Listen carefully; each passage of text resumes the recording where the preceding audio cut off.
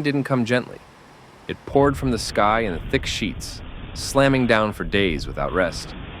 The air smelled like wet stone and soil. Every rooftop echoed with the sound of it, constant, loud, and relentless.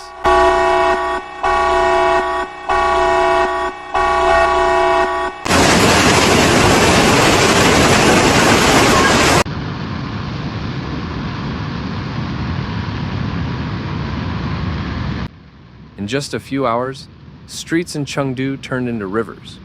Cars floated like empty shells, traffic lights blinked underwater, and shop windows cracked under pressure. Water rushed into subway stations, pouring down stairwells like a waterfall, leaving the platforms dark and flooded.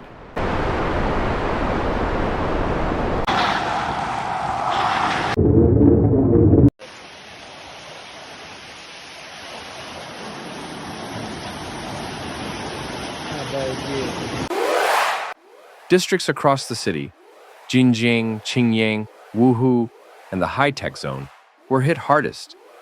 Rainfall climbed past 100 millimeters in 3 hours. The sky opened up so fast that the city's drains had no chance. Streets disappeared beneath brown, swirling water.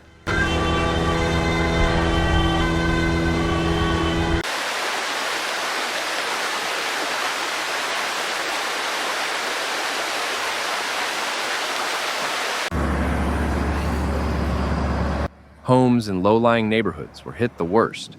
Water climbed up walls, soaked beds, destroyed electronics, and forced families to scramble upstairs or onto rooftops.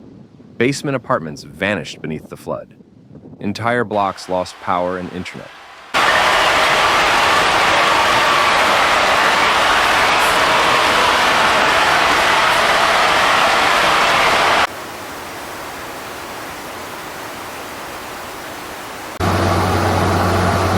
Public transit ground to a halt.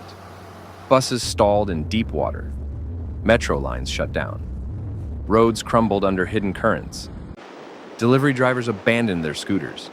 In some places, there was no way in or out, just silence and water.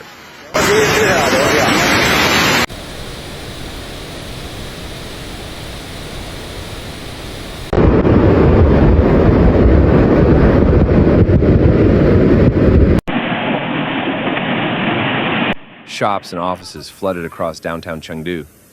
Supermarkets had floating fruit aisles. Clothing stores were soaked. Power cuts left business owners sweeping water out, with nothing but flashlights and brooms.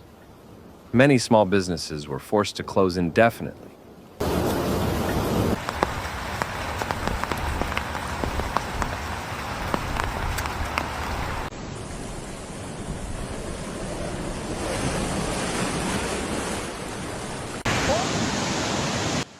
Emergency crews worked non-stop, rerouting traffic, unblocking drains, and setting up water pumps. Teams in bright raincoats carried hoses and gear down flooded alleys. Portable generators buzzed at rescue sites. Bulldozers cleared mud from main roads.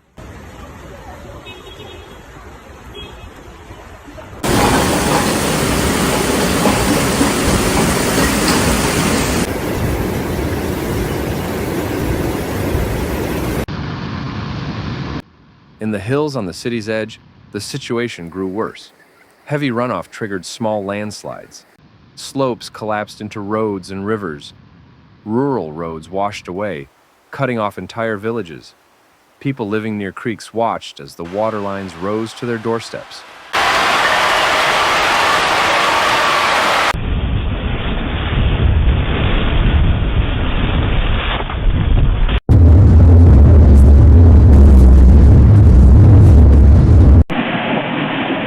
Garbage and tree limbs floated through city streets, clogging drains. Makeshift barricades failed in several neighborhoods. And sandbags weren't enough. In some areas, the floodwater didn't go down for hours, trapping people inside buildings or cars.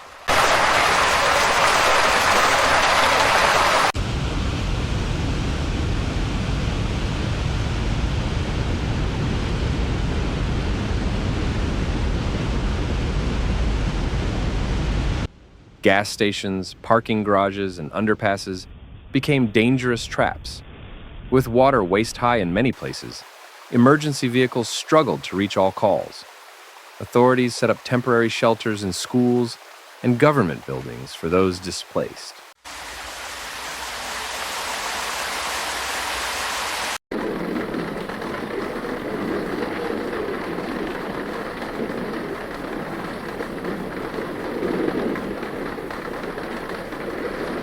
Crews set up pumps across the city to push water back into storm canals. Inspections began immediately, checking bridges for cracks, testing electrical systems, and assessing whether apartment buildings were still safe to live in.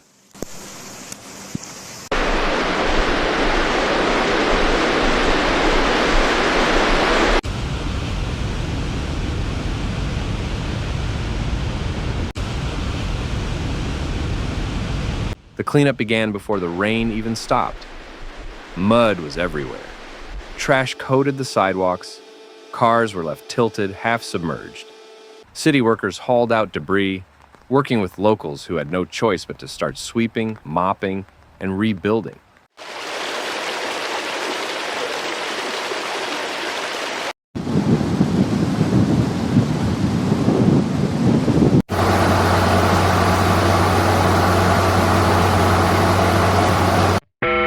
Officials coordinated relief efforts, offering emergency supplies to neighborhoods that couldn't access stores.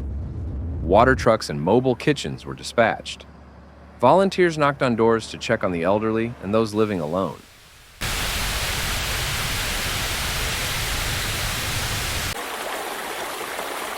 In just one day, a modern city became a maze of water.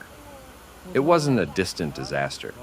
It happened here, in people's homes, their streets, their daily routines. The destruction was real, and the recovery will take time. But the people of Chengdu are already drying off and digging in. Thanks for watching Severe Weather, where we break down the facts behind nature's most intense moments. If you found this video helpful, please like, comment, and subscribe. Your support keeps this channel going. Hit the bell so you never miss a real, calm, and clear report. Note, some footage in this video may be used for illustration and may not show the exact event described. See you in the next one. Stay informed, stay safe.